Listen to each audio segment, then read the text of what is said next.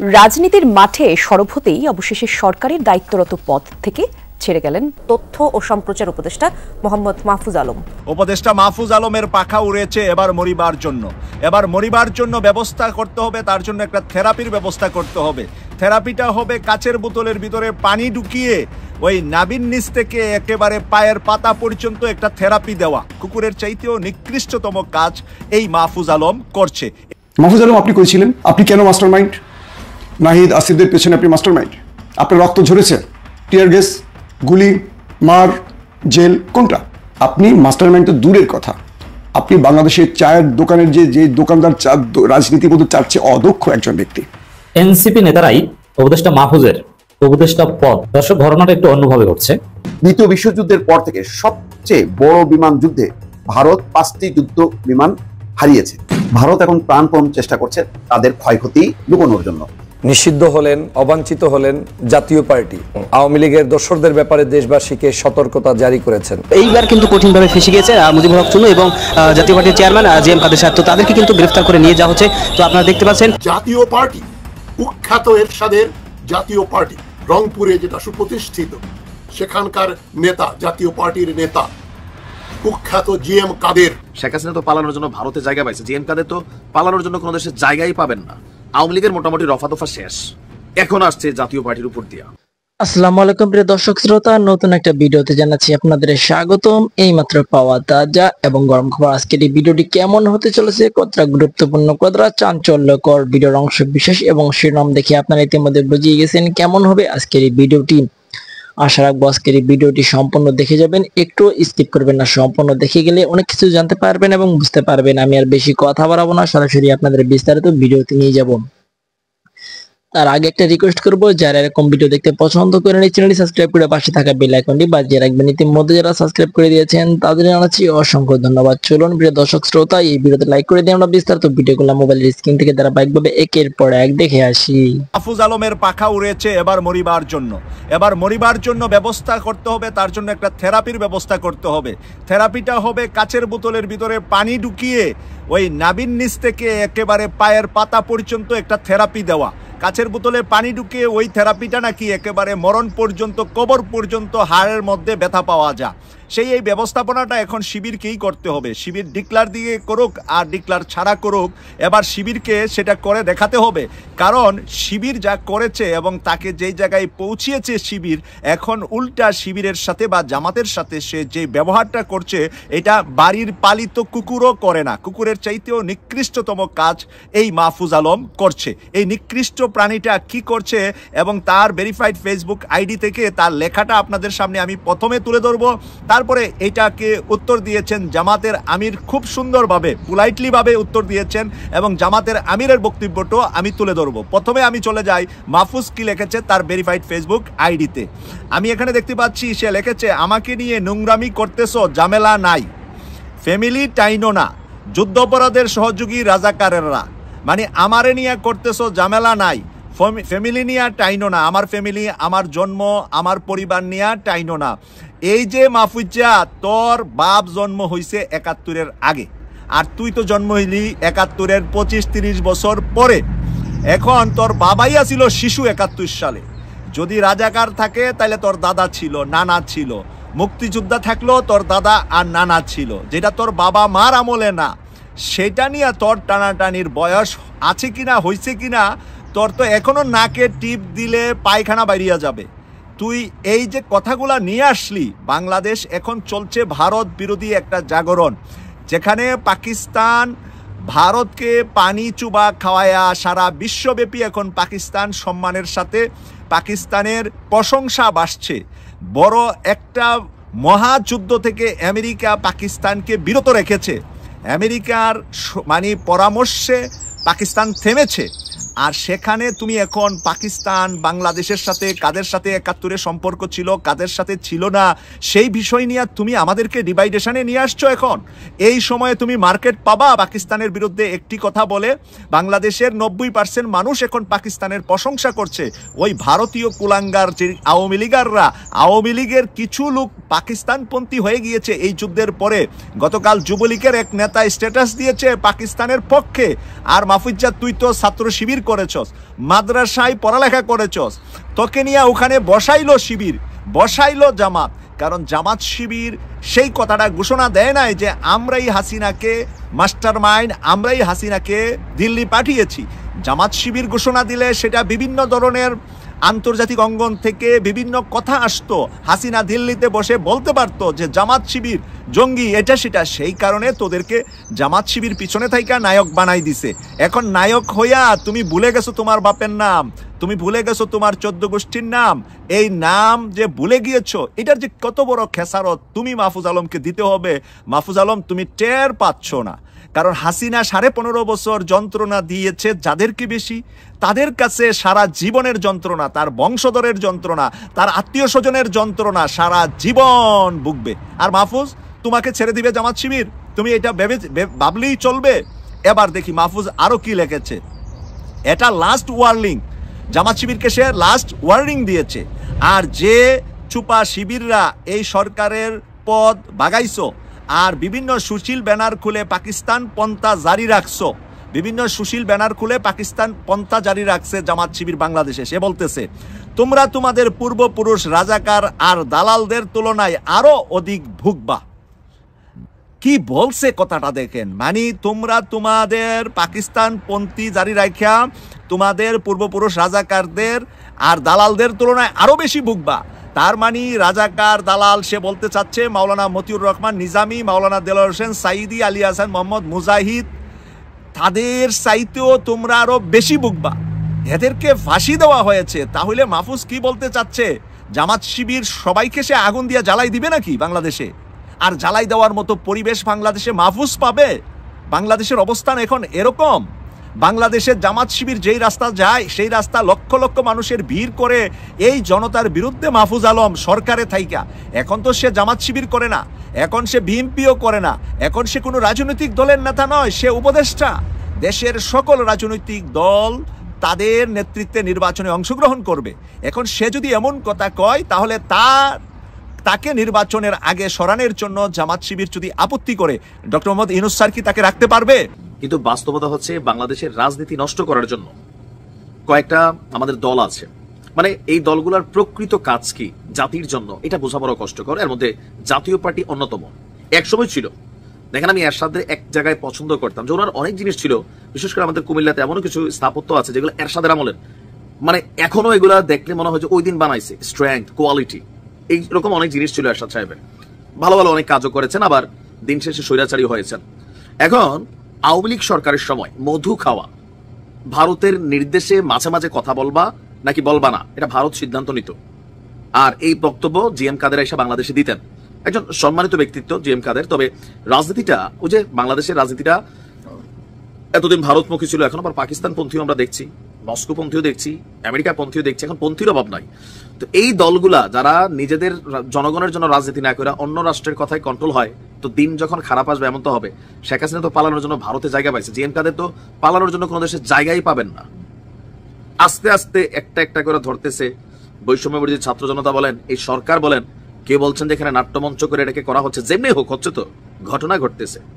আওয়ামী লীগের মোটামুটি রফা দফা শেষ, এখন আসছে জাতীয় পার্টির উপর দিয়া। হাসনাত আব্দুল্লাহ কিন্তু নাম মেনশন করে নাই, কিন্তু একটা দল করে বারবার বলতেছিল যে এদের ব্যাপারে সরকারের সিদ্ধান্ত কি হবে। গ্রেপ্তারের জন্য অলরেডি ডাক দিয়ে ফেলছে ভিপি নূর গণ অধিকার পরিষদ থেকে, যে জিএম কাদের সহ অনেকে গ্রেপ্তার করতে হবে। আবার সম্পদ নিয়েও টানাটানির খবর আছে। আবার পারিবারিক ভাবে রওশনের সাথে জিএম কাদের সম্পর্ক ভালো না। এরিকের সাথে আবার কার বিরুদ্ধে যিনি মামলা করে, মানে ফ্যামিলি লিগেসি যেটা ছিল এরশাদ সাহেব, ওটা কিন্তু শেষ হয়ে গেছে, একটা চ্যাপ্টার ক্লোজড। এখন জিএম কাদের চ্যাপ্টার চলছে, তবে এই চ্যাপ্টারও শেষ করে দিতে চাচ্ছে ছাত্র জনতা। আপনার এই ঘটনার পরপর জাতীয় পার্টির একটা অবস্থান ছিল কত, কিন্তু গেল কয়েকদিন যাবৎ যে দিনগুলো আমরা দেখছি, ওনার বক্তব্যের যে পরিবর্তন দেখছি, সেখানে আওয়ামী লীগের নেতাকর্মীরা খুশি হলেও এনসিপি, বৈষম্য বিরোধী আন্দোলন, বাকি যারা আছেন উপদেষ্টারা, অনেকে সরকার জিএম কাদেরের বক্তব্যে কিন্তু খুশি না। তিনি এই সরকারের প্রতি অসমর্থন জানিয়েছেন এবং কি সরকারের পতন চান, তিনি বিভিন্ন ধরনের বক্তব্য দিয়ে বসছেন। তো উনি এই লাস্ট কয়েকদিনের বক্তব্যের কারণে আমার ধারণা আবারও তিনি আলোচনার মধ্যে উঠে আসছেন। জাতীয় পার্টির চেয়ারম্যান জিএম কাদের সহ দলটির শীর্ষ নেতাদের গ্রেপ্তারের দাবি তুলেছে গণ অধিকার, এনসিপি সহ বিভিন্ন রাজনৈতিক নেতারা। এ নিয়ে সমন্বয়করা আবার ফেসবুকে পোস্ট দিচ্ছেন। এর মধ্যে একজন হচ্ছে হান্নান মাসুদ, আমি আদর করে বলি কান্না মাসুদ, মানে গলার মধ্যে একটা কান্না ভাব আছে, তবে ইদানিং প্র্যাকটিস করে ভালো। ইদানিং দেখি যে একটু মোটা মোটা স্বাস্থ্যরাস্ত হয়েছে, গলা তো জোর আসছে, আওয়াজও বদলাইছে কিছুটা। দেখেন ওই কে জানি বলছিল তুমি আসলে দেখতে অসুন্দর না, তুমি গরিব। হিরো আলমটা দেখেন, আমরা কি দেখছিলাম, কি হিরো আলম দেখি, এখন আবার হালকা গরিব হয়ে যাচ্ছে কেন জানি মনে হচ্ছে আর কি। আওয়ামী লীগের সময় ভালোই ধনী টনি ছিল, কিন্তু আওয়ামী লীগের আমলে ইন্টারন্যাশনালি খ্যাতিও পাইছিল হিরো আলম, সেটা আলাদা। তো এখন হান্নান মাসুদের প্রথম দিকের চেহারা, এখন আবার একটু গালটালে মাংস হয়েছে, কে জানি আবার লেখছে মাংস কমা মাসুদ, বিএনপির এক কি নেত্রী না কে লিখছিল, যাই হোক আলোচনা দিকে না। তো মাসুদ পোস্ট দিয়েছে, হে ইন্টারিম, হে অন্তর্বর্তী সরকার, জেএম কাদেরের ব্যাপারে আপনাদের সিদ্ধান্ত কি? পরে আবার ছাত্র জনতার প্রতিরোধকে মব বলতে যাইয়েন না। কি বুঝাইলো? যে কোনো সময় গণদোলাই। ইশারাটা কিন্তু এরকমই, হয়তো হান্নান এটা বলে নাই, অনেকে আবার কলে কলিকাতা জ্বালায়, বাংলাদেশে এটা হয় না, যে ধরেন এটা আমাদের গ্রাম অঞ্চলে কুমিল্লার ভাষায় একটা এরকম আছে, সিগুলি কয় আর কি, কলে কলিকাতা বোঝে। এখন মাসুদ বুঝাইছে যে ছাত্র জনতার প্রতিরোধকে আবার মব বলতে যাইয়েন না, আবার এই বক্তব্যের সুযোগ নিয়ে মানে যে কোনো সময় ওনার একটা মাইট ধরেও করে ফেলা হইতে পারে, অসম্মান হয়ে যেতে পারে, সব সম্ভব এখন, any time anything could be happened. So GM কাদেরের জন্য এই মুহূর্তে একটা রেড সিগন্যাল চলতেছে। আমি জিএম কাদেরের প্রতি আমার জায়গাটা যেদিন থেকে আমি ওনার সমালোচনা সবচেয়ে বেশি শুরু করছি, নির্বাচনের আগে ভারত থেকে আইসা ওনারা সাংবাদিকরা জিজ্ঞেস কি আলোচনা হলো, বিজেপি আপনাদেরকে কেন ডাকলো, বলছে এটা বলা যাবে না, এটা বিজেপির নিষেধ আছে, বা কি জানি ওনাদের সাথে জিজ্ঞেস করে বলতো কেন ভাই ভারতের টাকা রাজনীতি করছেন, ভারতের টাকা খাইছেন নাকি আপনাদের সাপোর্টার ভারত। এই উচিত কথাগুলো অনেকেরই হয়তো গায়ে লাগবে, বাট ওই যে কৃতকর্মের জবাব তো দিতে হবে। লাস্ট কয়েকদিন ধরে আবার বক্তব্যে অনেক টিউন চেঞ্জ হয়ে গেছে, তো এগুলা এখন ওনার উপরে ঘুরে আসতেছে। তবে আমরা মনে করি দেশে আইন আছে, তিনি অপরাধী হয়ে থাকলে তার বিরুদ্ধে আইনি পদক্ষেপ নেওয়া উচিত। কোন রকম মব জাস্টিস, এই কালচার আজকে যে বীজ তৈরি হচ্ছে, আগামী দিন এটা গাছ হবে, এটা থেকে ফল পড়বে। এই ফল 10 বছর পরেও পড়তে পারে, 20 বছর, কিন্তু তখন আমরা একই কথা বলে যাবো যে ভাই এগুলো করো না, ভালো না।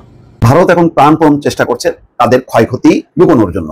বিশেষ করে তাদের যুদ্ধ বিমান কয়টা ক্ষতিগ্রস্ত হয়েছে এ পর্যন্ত তারা মুখ খোলেনি, একটির ব্যাপারেও বলেনি যে হ্যাঁ পাকিস্তানের গোলার আঘাতে তাদের বা ক্ষেপণাস্ত্রের আঘাতে তাদের বিমান ধ্বংস হয়েছে। কিন্তু আন্তর্জাতিক মিডিয়াগুলো রীতিমতো সেই বিধ্বস্ত যুদ্ধ বিমানের অংশবিশেষ প্রকাশ করছে, তারপরও তারা মুখ দিয়ে স্বীকার করছে না। এই ব্যাপারে যখন প্রশ্ন করা হয়েছে তখন তারা টেকনিক্যালি উত্তর দিচ্ছে। ভারতীয় বিমান বাহিনী বলছে যে ক্ষয়ক্ষতি যুদ্ধের অংশ, কিন্তু সব পাইলট বাড়িতে ফিরেছেন। দর্শক বুঝতেই পারছেন, যখন নাকি আঘাত করে তখন সেখানে প্যারাশুট দিয়ে মানে পাইলটটা নেমে পড়ে, এটাই হচ্ছে নিয়ম। এবং পাকিস্তান খুব জোরের সঙ্গে দাবি করছে যে ভারতীয় কোনো যুদ্ধ বিমানকে নিয়ন্ত্রণ রেখা অতিক্রম করে পাকিস্তানের ভিতরে তারা ঢুকতে দেয়নি, ওই নিয়ন্ত্রণ রেখার উপরেই তারা বিমানগুলোকে আঘাত করেছে।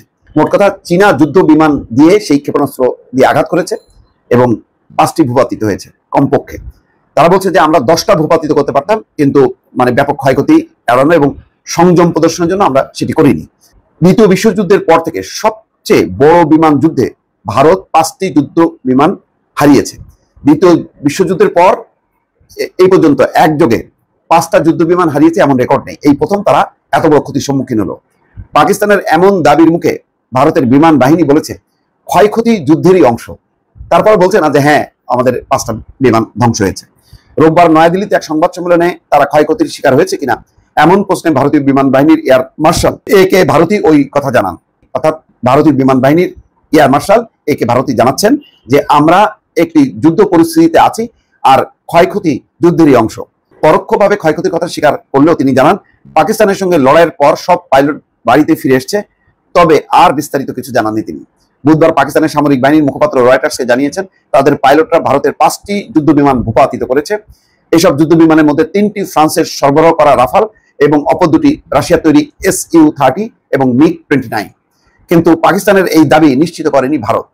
কিন্তু বুধবারই ভারত শাসিত জম্মু এবং কাশ্মীরের 4 জন সরকারি কর্মকর্তা পরিচয় প্রকাশ না করার সত্ত্বে রয়টার্সকে জানান তাদের অঞ্চলে 3টি যুদ্ধ বিমান বিধ্বস্ত হয়েছে, সেগুলো ধ্বংসাবশেষ পৃথক 3টি এলাকায় ছড়িয়ে পড়ে আছে।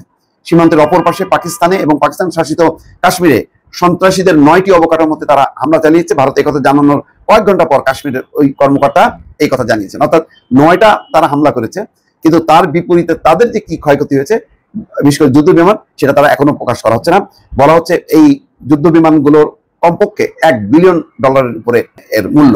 তারা জানিয়েছিলেন রাতের যুদ্ধ বিমানগুলো কাশ্মীরের পৃথক এলাকায় পড়ে বিধ্বস্ত হয়, এইসব বিমানের সব পাইলটকে হাসপাতালে ভর্তি করা হয়েছে। উল্লেখ করা যায়, ভারত পাকিস্তানের লক্ষ্যবস্তুতে স্থানীয় সময় বুধবার রাত 1:05 থেকে হামলা শুরু করেছিল বলে জানিয়েছে। মঙ্গলবার মধ্যরাতে 1টার পর তারা হামলা শুরু করে। পাকিস্তান অবশ্য বলেছে যে ভারতীয় কোনো পাইলট তাদের কাছে বন্দী অবস্থায় নেই। বুধবার দুই দেশের জঙ্গি বিমানের সংঘর্ষে চীনের তৈরি একটি পাকিস্তানি যুদ্ধ বিমান ফ্রান্সের তৈরি ভারতের 2টি যুদ্ধ বিমান ভূপাতিত করেছে বলে রয়টার্সকে নিশ্চিত করে জানিয়েছেন যুক্তরাষ্ট্রের 2 কর্মকর্তা। নাম প্রকাশ অনিচ্ছুক এক মার্কিন কর্মকর্তা বলেছেন, চীনের নির্মিত J-10 যুদ্ধ বিমান দিয়ে আকাশ থেকে আকাশে নিক্ষেপণযোগ্য ক্ষেপণাস্ত্র ছুড়ে 2টি ভারতীয় যুদ্ধ বিমান ভূপাতিত করেছে পাকিস্তানের পাইলটরা। চীনের তৈরি পাকিস্তানের যুদ্ধ বিমান এবং ফ্রান্সের তৈরি ভারতের রাফাল জঙ্গি বিমানের মধ্যে লড়াই বিশ্বজুড়ে বিভিন্ন দেশের সামরিক বাহিনীর জন্য নিবিড়ভাবে খতিয়ে দেখার বিষয় হয়ে দাঁড়িয়েছে। বিশেষ করে যেসব দেশের বাহিনী ভবিষ্যৎ যুদ্ধের পরিস্থিতিতে সামরিক কৌশল নির্ধারণে তথ্য সংগ্রহের চেষ্টায় আছে তাদের জন্য। এই ঘটনাকে চীনের অত্যাধুনিক যুদ্ধ বিমান প্রযুক্তির জন্য একটি বড় ধরনের মাইল ফলক হিসেবে বিবেচনা করছেন বিশ্লেষকরা, বিশেষ করে তাদের উন্নত যুদ্ধ বিমান প্রযুক্তির কার্যকারিতার দিক থেকে। মানে এই সুযোগে চীনও তার যে J-10 যুদ্ধ বিমানের যে কার্যকারিতা সেটাও কিন্তু প্রমাণ করলো যে এই যুদ্ধ বিমান দিয়ে ফ্রান্সের মতন অত্যাধুনিক রাফাল যুদ্ধ বিমান বা জেট বিমানকে তারা বিধ্বস্ত করতে পেরেছে। ফলে এই কারণে বলা হচ্ছে যে চীনের কোম্পানির শেয়ার তত্তর করে উপরে উঠেছে। অন্যদিকে ফ্রান্সের রাফাল যুদ্ধ বিমানের যে নির্মাতা প্রতিষ্ঠানের শেয়ার। আগামী নির্বাচনে আওয়ামী লীগ অংশ নিতে পারছে না তার নিজের মার্কা নিয়ে দল হিসেবে, এটা প্রায় শতভাগ নিশ্চিত আমার বিবেচনায় অন্তত। টেকনিক্যাল কিছু সম্ভাবনা আছে, সেটা কিভাবে, এবং এই যে আওয়ামী লীগ নির্বাচনে যেতে পারছে না, কার লাভ কার ক্ষতি হলো সেটা নিয়ে একটু কথা বলতে চাই।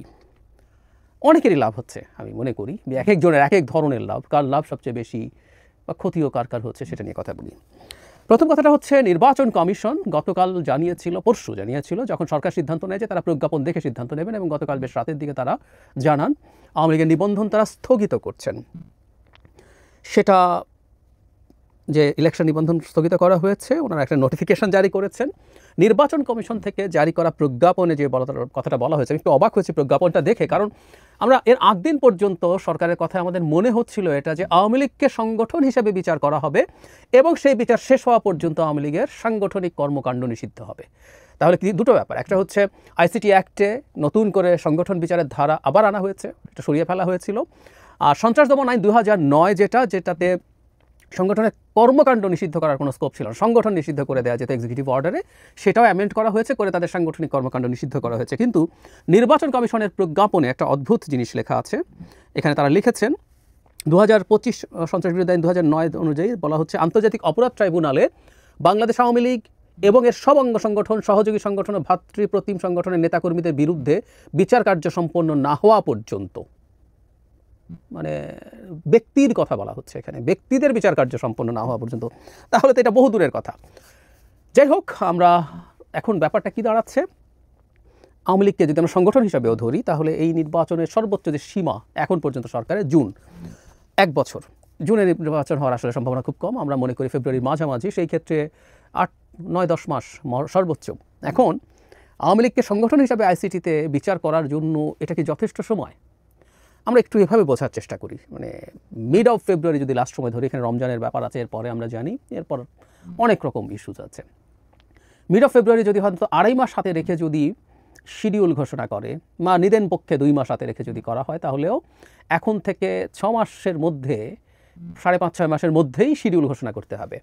তাহলে শিডিউল ঘোষণা করার এই সময়ের মধ্যে কিভাবে, আমি জানি না, আওয়ামী লীগের বিচার কার্য সম্পাদন করা হবে, তাকে নিষিদ্ধ বা নিষিদ্ধ না এই সিদ্ধান্ত জানানো হবে।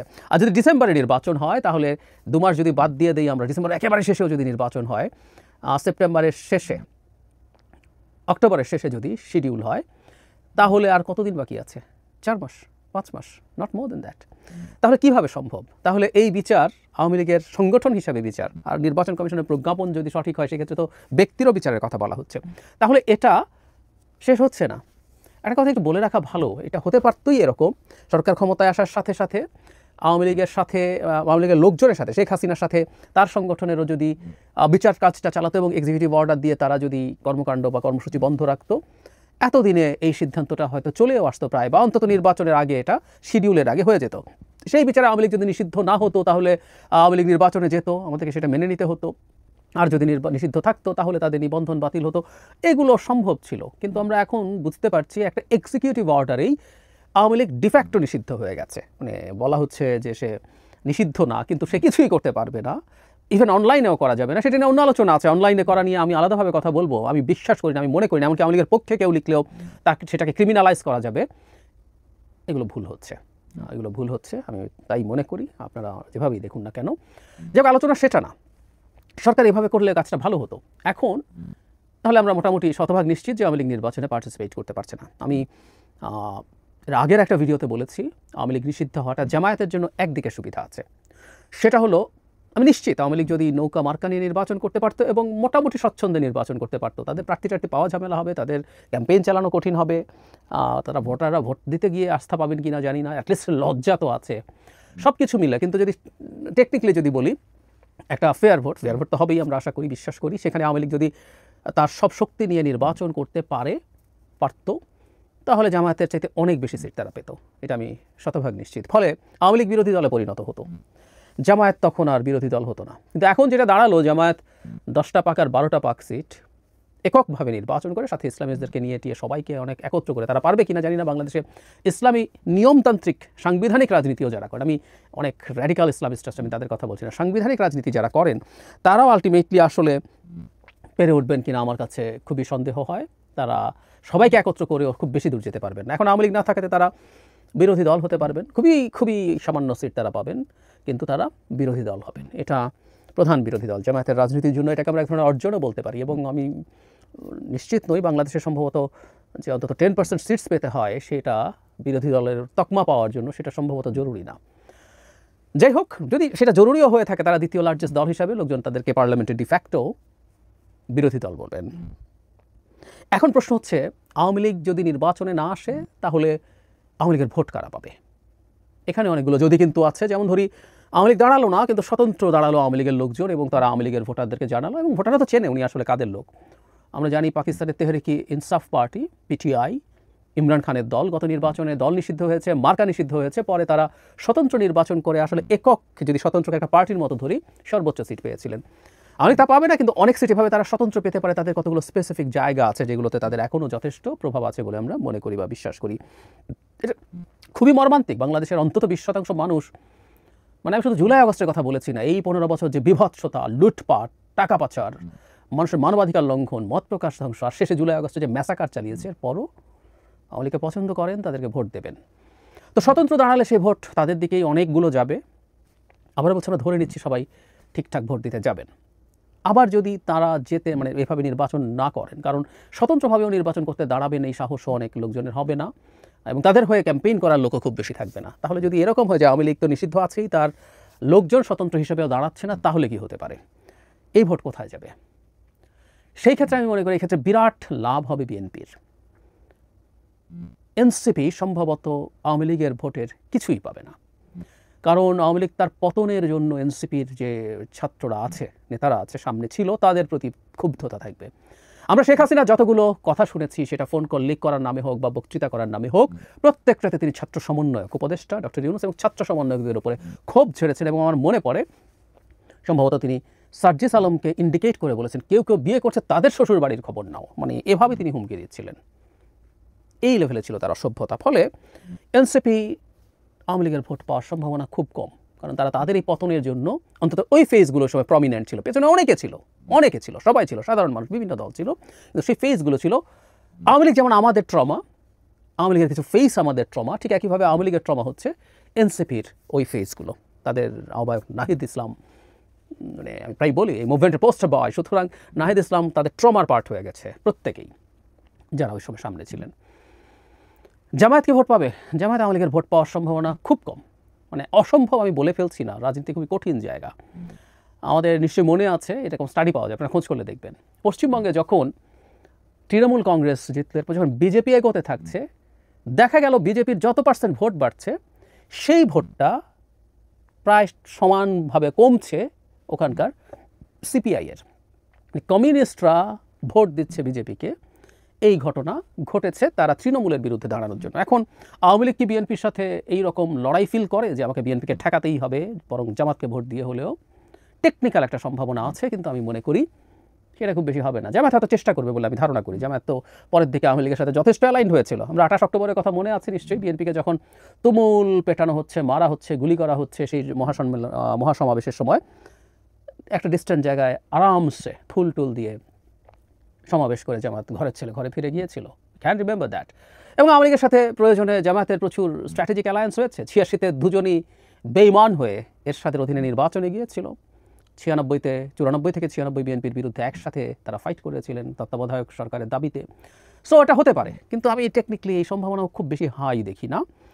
বরং সম্ভাবনা আছে বিশেষ করে আওয়ামী লীগের সেন্ট্রিস্ট টু সেন্টার লেফট যে মানুষজন, সেটা বরং জামাত এবং তার নেতৃত্বে একটা ইসলামিস্ট রাজনীতির উত্থানের চাইতে বিএনপিকে আরও শক্তিশালী করে তোলা তাদের কাছে একটা আপৎকালীন অবস্থা হতে পারে। সুতরাং বিএনপির দিকেই আওয়ামী লীগের ভোট বেশি যাবে। আবারও বলছি, যদি তাদের জনগণ ভোট দিতে যায়। আমি ব্যক্তিগতভাবে মনে করি এই নিষিদ্ধ হওয়াটা আওয়ামী লীগের জন্য ভালো হয়েছে। আমি সত্যি মনে করি, মানে সবারই লাভ হয়েছে একরকম বলা যেতে পারে। কেন লাভ হয়েছে? আওয়ামী লীগ নির্বাচনে হয়তো যেত, আওয়ামী লীগ চেয়েছিল তারা যদি 2-4 জন বা বিভিন্ন কত পারবে আমি জানি না, প্রার্থী দিয়ে তারা নির্বাচন করতে যাবে এবং সে সময় বাংলাদেশের নির্বাচনের উপরে একটা গ্লোবাল ফোকাস থাকবে। সেখানে আওয়ামী লীগ নির্বাচন করতে যাবে, তাদেরকে বাধা দেওয়া হবে, পেটানো হবে, তাদের ভোটাররা যেতে চাইলে নৌকা মার্কায় ভোট দিতে তাদের সমস্যা হবে, এগুলো করে তারা এটাকে গ্লোবালি সেল করবে। এটা একটা দিক। কিন্তু আমি সিরিয়াসলি মনে করি, আমি বলেছিলাম যে আমাকে আওয়ামী লীগের পরামর্শক হিসাবে নিয়োগ করলে আমি বলতাম এই নির্বাচনে না যেতে। একটা ফেয়ার নির্বাচনে আওয়ামী লীগ খুবই কম সিট পাবে। পপুলার ভোট 20% যদি হয়ও, সে আসলে সিট খুব বেশি পাবে না। এটার সাথে হিসাব আছে। তার একেবারে কোর কয়েকটা জায়গায় কিছু সিট পাবে, বাকিটা পাবে না। তার অনেক প্রার্থী থাকবে না, তাদের হয়ে কাজ করার অনেকে থাকবে না, জীবনের শান শওকত ছেড়ে দেশে এসে নির্বাচন কেউ করতে আসবে না, ভোটকে অর্গানাইজ করা। এবং শুধু সেটা না, ভয়ে বলছি না, প্রচুর ভোটার লজ্জায়ও ভোট দিতে যাবে না। কারণ আমরা মফস্বল এবং গ্রামীণ এলাকায় আসলে জানি যে এই বাড়িগুলো বিএনপি করে, এরা জামায়াত করে, এরা আওয়ামী লীগ করে, তারা ভোটও দিতে যাবেন বলে আমার সন্দেহ আছে। ফলে 20% যদি আমরা ধরে নিই তাদের সমর্থন আছে, সেটা ভোটে ট্রান্সলেটেড হবে আরও অনেক কম। তাই যদি হয়ে থাকে আওয়ামী লীগের একটা ডিজাস্টার হতে পারতো। এই ডিজাস্টারটা তাদের জন্য না হওয়াটাই মন্দের ভালো আমি মনে করি। ফলে ভবিষ্যতে যেটা হবে, আমি ধারণা করি এই নির্বাচনের পর এই ব্যাপারটা থাকবে না। কারণ এখানে একটা প্রশ্ন আছে, আইসিটিতে যদি বিচার করে শেষ করে ফেলা হয়, তাহলে আওয়ামী লীগের যদি নিবন্ধন বাতিল হয়ে যায়, আপিল আছে বা নানানভাবে সেটা ফেরত আসতে পারে, এবং সেটা হলে এক্সিকিউটিভ অর্ডারে যে নিষিদ্ধ হয়েছে এটাও তুলে দেওয়া যেতে পারে। কিন্তু আমি ধারণা করি যে বিচারটা খুব ফাস্ট এগোবে না, কারণ এক্সিকিউটিভ অর্ডারে যে পরিস্থিতি তৈরি করা হয়েছে তাতে তো আওয়ামী লীগ আর নির্বাচনে পার্টিসিপেট করতে পারছে না। তাই যদি হয়ে থাকে, তাহলে এরপর এক্সিকিউটিভ অর্ডার যদি উঠে যায়, যদি it's a bit risky, a bit challenging, এই নির্বাচন হওয়ার পর যদি বিএনপি পাওয়ারে আসে, তাদের জন্য আওয়ামী লীগের উপর থেকে নিষেধাজ্ঞা তোলাটা স্ট্র্যাটেজিক্যালি এবং পলিটিক্যালি খুবই হিসাব নিকাশের বিষয় আছে, তারা করবে কিনা। সেটা উঠে যাওয়ার পর আওয়ামী লীগ রাজনীতি আসবে এবং যেটা দাঁড়ায় 5 বছর ক্ষমতায় থাকবে পরের যে দলটা, মানে বিএনপি এখন পর্যন্ত হিসাবে, সে প্রচুর ভুল করবে, সমস্যা করবে, তার বিরুদ্ধে যে বিরোধী রাজনীতি সেটা আওয়ামী লীগ নামবে। সেই বিবেচনাটা আওয়ামী লীগের জন্য আমার কাছে মনে হয় না খুব খারাপ কিছু হয়েছে। আর হারার ক্ষেত্রে যদি বলি, আমি আগেও একদিন বলেছি, এনসিপির একটা গুরুত্বপূর্ণ রাজনৈতিক ইস্যু ছিল আওয়ামী লীগ নিষিদ্ধকরণ, সেটা শেষ হয়ে যাওয়া তার জন্য ক্ষতির কারণ তো বটেই। এবং এই ভোটটাও আবার যদি বিএনপির দিকে চলে যায়, এনসিপি যদি এক্সপেক্ট করে থাকে আওয়ামী লীগের ভোট পাবে, সেটাও তাদের জন্য আসলে লাভের কিছু হয়নি, বরং লসের কিছু হবে। আওয়ামী লীগ না থাকার কারণে, মানে এনসিপি এখন বিএনপির সাথে কম্পিট করতে হবে, বরং আওয়ামী লীগ থাকলে আওয়ামী লীগের বাক্সে যে ভোটগুলো যেত সেগুলো এখন এদিকে যুক্ত হবে। ফলে এনসিপি নির্বাচনে, সেটা একটু আমি খোলাখুলি বলেই ফেলি, ওদের আসলে আওয়ামী লীগ থাকলে আমি তাদের কোনো সম্ভাবনা দেখতাম না যে তাদের কেউ জিতে আসবে। আমার সত্যি সন্দেহ আছে যদি তারা এককভাবে নির্বাচন করে। কিন্তু আওয়ামী লীগ না থাকে বিএনপির ব্যালট বাক্স আরও শক্ত হয়ে উঠলো বলে আমি মনে করি। সেই ক্ষেত্রে এনসিপিরই বেশ টাফ পজিশন। প্রিয় দেশবাসী, শুরু থেকে শেষ পর্যন্ত যারা এই ভিডিওটি দেখেছেন সকলকে জানাই অসংখ্য ধন্যবাদ। যারা এরকম নিউজ ভিডিওতে পেতে পছন্দ করেন তারা অবশ্যই এই চ্যানেলটি সাবস্ক্রাইব করে পাশে থাকা বেল আইকনটি বাজিয়ে দিবেন। যারা এখনও এই ভিডিওটি শেয়ার করেননি, এই ভিডিওটি দ্রুত শেয়ার করে সকলকে দেখার সুযোগ করে দিন। আজকের মতন এই পর্যন্ত, দেখা হচ্ছে পরবর্তী কোনো ভিডিও নিয়ে ইনশাল্লাহ।